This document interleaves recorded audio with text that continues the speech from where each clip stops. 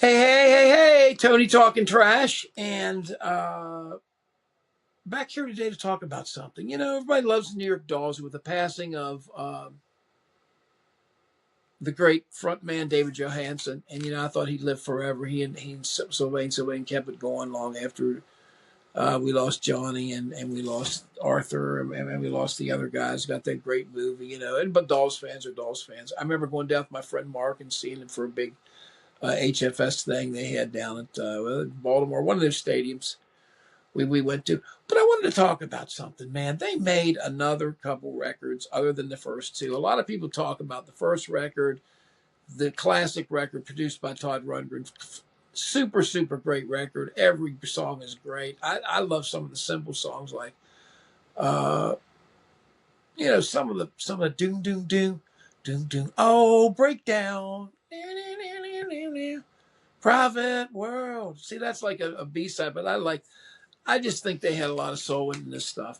But they really had a certain oeuvre. They have a certain feeling. They have a certain, whatever you want to call it, essence, je vois, whatever they call that. There was a record that's overlooked, man. This record came out on vinyl. It was a record that was originally released on S in the digital age. And in Rocktober, part of their Rocktober release, this was reissued. This record was released in 2009. This was produced, believe it or not, by Todd Rundgren again. They did this out in Kauai. And for some reason, it was in a period of time, at least in Todd's world, it was kind of not a high point. I guess you'd had the Robert Johnson thing and the reproduction thing. And Arena had been out not long about the same time, I guess, 2008, 2009. But the songs on this record are so good, and the production of it is really good. And you never heard anything about that. And you don't see a lot of people championing this. But damn it, I'm telling you, this is a great record. This is a good record. No, it's not the first Dolls record, but it is absolutely that spirit, absolutely that sound and that vibe, and they have captured it here. And there's a lot of great songs on here. There's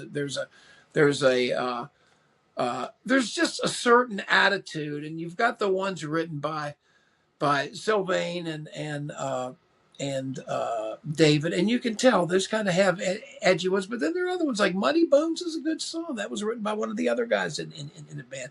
But I think the difference in here again are the songs. And that's what you hear from a lot of people. You can hear, I can't make something sounds good if it doesn't have the good hooks, if it doesn't have the stuff. Even My World, nice song. Got to be My World. You're beautiful. It's got to be My World. It's just the way he's talking. They look here. They look like they're enjoying themselves. They got a nice mixture of old and young. David, Sylvain, Stephen Conte, Sammy Yafta, which I said wrote the song, and Brian Delaney, the drummer. And you've got some songs on this record again that are written by Sylvain and David, and then you've got the other ones that were written by the new members. And they also do an update of Trash, Don't Pick It Up, which I think is Don't Throw Your Love Away. I just think it's overlooked. I think if you guys see this thing out there, get this. You're never going to convince anybody that this is as good as it. It isn't, but it certainly beats any of those other pale imitations, or even back in the swastika days with Sylvain, with the Sex Pistols manager who had taken them over and tried to create controversy by having them there. Anyway, Malcolm. But yeah, this is in 2009. One Day It Pleases Us, Inc. And I think the name of it is One Day.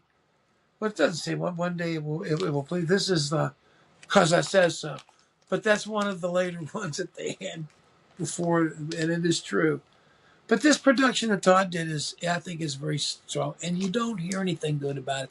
I compliment him on this. This was a well done, good sounding record that really captured them and is unusually strong, and unfortunately came out at a time of pretty much a lot of chaotic times. And I don't know that they capitalized on it as much as as they could have, but it just wasn't a time where new releases seemed to be, for legacy bands seem to be rocking the boat. But I'm saying greatly overlooked, greatly underrated. Give this a second chance. Not every song is great. There are a couple cornballs on it, but for the most part, the music is strong and the production is strong as hell. It's in your face. It's good and nice band. I like the young guys have certainly shown respect in their technique to the original members and that dull sound. This is a surprisingly good record.